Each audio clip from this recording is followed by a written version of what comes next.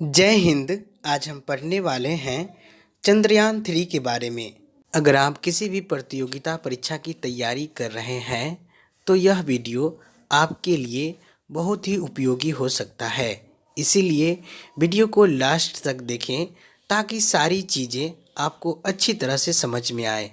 चंद्रयान 3 के चांद पर सॉफ्ट लैंडिंग के कारण आज भारत का नाम पूरे विश्व में गर्व से लिया जा रहा है।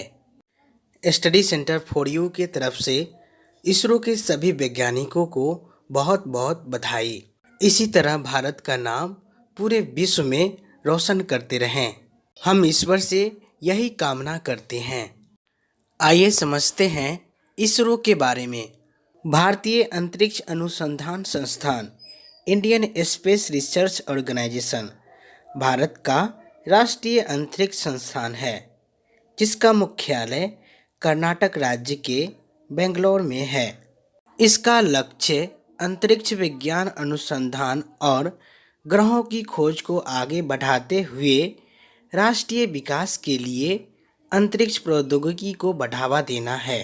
वर्ष 1960 के दशक के दौरान भारतीय अंतरिक्ष कार्यक्रम के संस्थापक डॉक्टर विक्रम साराभाई द्वारा भारत में अंतरिक्ष अनुसंधान गतिविधियों की शुरुआत की गई थी। श्री एस सोमनाथ इसरो के वर्तमान अध्यक्ष हैं। चंद्रयान 3 भारत की ओर से चलाया गया एक महत्वपूर्ण अंतरिक्ष मिशन है। इस मिशन के माध्यम से भारतीय अंतरिक्ष अनुसंधान संगठन इसरो चंद्रमा की सतह से जुड़ी सारी जानकारी प्राप्त कर रही है। इस मिशन के माध्यम से भारतीय अंतरिक्ष अनुसंधान संगठन ने श्रीहरिकोटा से 14 जुलाई 2023 को चंद्रयान 3 लॉन्च किया था।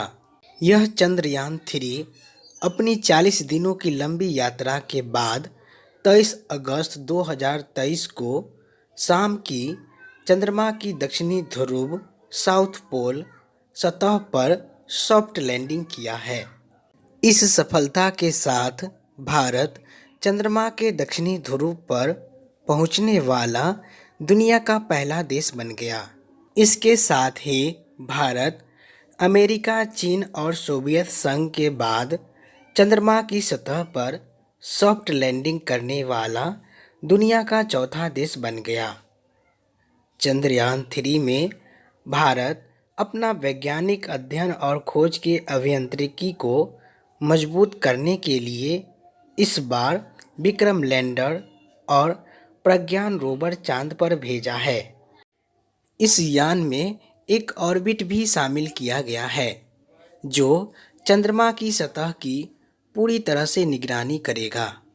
जैसा कि आप चित्र में देख सकते हैं, लैंडर के सॉफ्ट लैंडिंग के बाद चंद्रमा पर प्रज्ञान रोवर लैंडर से बाहर निकलकर 14 दिनों तक, जो एक चंद्र दिवस के बराबर है, प्रज्ञान चंद्रमा की सतह पर प्रयोगों की एक श्रृंखला को अंजाम देगा। रोवर प्रज्ञान चांद की सतह से जो भी डेटा एकत्रित करेगा उसे वह लैंडर विक्रम को भेजेगा। इसके बाद विक्रम प्रज्ञान द्वारा एकत्रित डेटा को पृथ्वी पर इसरो के कमांड एंड कंट्रोल सेंटर भेजेगा। चंद्रमा पर 14 दिनों के बाद रात होगी।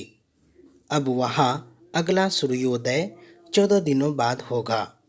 चूँकि चांद के दक्षिणी ध्रुव पर अत्यधिक ठंड होगी, करीब -334 डिग्री सेल्सियस, विक्रम और प्रज्ञान केवल धूप में ही काम कर सकते हैं।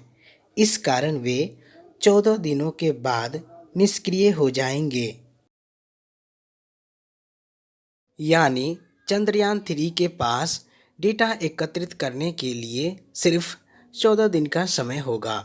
लेकिन इसरो वैज्ञानिकों ने चंद्रमा पर फिर से सूरज उगने पर विक्रम और प्रज्ञान के जीवन में वापस आने की संभावना से इनकार नहीं किया है। इसके बाद यह भारत के चंद्र मिशन के लिए बोनस होगा। उम्मीद करते हैं कि चंद्रयान 3 और इससे संबंधित तथ्यों को आप अच्छी तरह से समझ गए होंगे।